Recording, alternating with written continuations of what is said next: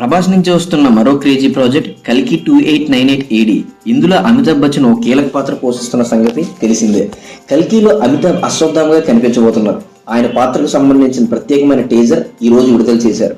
ఓ గుహలో అశ్వత్థామ ధ్యానంలో ఉండడం, ఓ చిన్నపిల్లవాడు నువ్వెవరు అంటూ ఆరా తీయడం, అశ్వత్థామ తనని తాను పరిచయం చేసుకోవడం, యుద్ధానికి సమయం ఆసన్నమైందంటూ సంకేతాలు ఇవ్వడం, ఇదంతా ఈ క్లిప్స్ లో కనిపించింది. అమితాబ్ లుక్ ఈ సినిమాపై మరింత ఆసక్తిని కలిగిస్తుంది. ప్రభాస్ పాత్రని ఇంకా పూర్తి స్థాయిలో పరిచయం చేయలేదు. దీపికా పదుకొనే, కమల్ హాసన్ పాత్రలను కూడా ఇప్పటి వరకు గోప్యంగానే ఉంచారు. వాటికి సంబంధించిన అప్డేట్ కూడా అతి త్వరలోనే రాబోతుంది. వైజయంతి మూవీస్ పతాకంపై అశ్విని దత్ ఈ చిత్రాన్ని తెరకెక్కిస్తున్నారు. నాగార్జున దర్శకుడు మే 9న ఈ చిత్రాన్ని విడుదల చేద్దామనుకుంటున్నారు. ఎన్నికల దృష్ట్యా విడుదల వాయిదా చేశారు. కొత్త రిలీజ్ డేట్ ని త్వరలోనే ప్రకటిస్తారు.